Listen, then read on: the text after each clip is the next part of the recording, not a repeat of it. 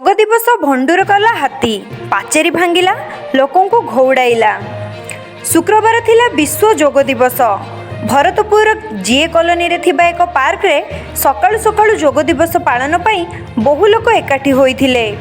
ହଠାତ୍ ଏକ ହାତୀ ପଶି ଆସିବାରୁ ଲୋକେ ଭୟଭୀତ ହୋଇ ଏଣେତେଣେ ଦୌଡ଼ାଦୌଡ଼ି କରିଥିଲେ। ହାତୀଟି ଯୋଗ ଦିବସକୁ ଭଣ୍ଡୁର କରିଥିବା ସ୍ଥାନୀୟ ଅଞ୍ଚଳରେ ଚର୍ଚ୍ଚାର ବିଷୟ ପାଲଟିଛି। ଗତ କିଛି ଦିନ ହେଲା ଚନ୍ଦକା ହାତୀପଲ ଭରତପୁର ଜିଏ କଲୋନୀରେ ପଶି ଉପଦ୍ରବ ଜାରି ରଖିଛନ୍ତି।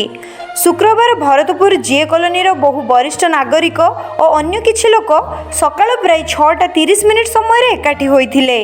ପ୍ରାତଃଭ୍ରମଣ ସାରି ଯୋଗ ଦିବସ ପାଇଁ ପ୍ରସ୍ତୁତି ଚାଲିଥିବା ବେଳେ ପ୍ରାୟ 7:30ରେ ଭରତପୁର ସଂରକ୍ଷିତ ଜଙ୍ଗଲରୁ ଆସିଥିବା ଏକ ମାଇ ହାତୀ ହଠାତ୍ ପାର୍କ ଆଡ଼କୁ ମାଡ଼ି ଆସିଥିଲା।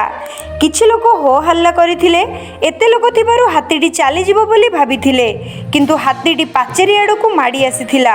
କିଛି ସମୟ ଠିଆ ହୋଇ ଅନାଇବା ପରେ ପାଚେରୀ ଭାଙ୍ଗି ଲୋକଙ୍କ ଆଡ଼କୁ ମାଡ଼ି ଆସିଥିଲା। ସେଠାରେ ଥିବା ବହୁ ବରିଷ୍ଠ ନାଗରିକ ଓ ଅନ୍ୟ ଲୋକମାନେ ଦୌଡ଼ାଦୌଡ଼ି କରି ଜୀବନ ବଞ୍ଚାଇଥିଲେ। କିଛି ବରିଷ୍ଠ ନାଗରିକ ଦୌଡ଼ିବା ସମ୍ଭବ ନଥିଲେ ମଧ୍ୟ ପ୍ରାଣ ବିକଳରେ ନିକଟରେ ଥିବା ଘର ଭିତରକୁ ଚାଲି ଯାଇଥିଲେ। ହାତୀଟି ପାର୍କ ଭିତରେ ଥିବା ଗଛ ଭାଙ୍ଗି ଖାଇବା ପରେ ପଛପଟେ ଥିବା ପୋଖରୀ ଦେଇ ଜଙ୍ଗଲ ଆଡ଼କୁ ଚାଲି ଯାଇଥିଲା।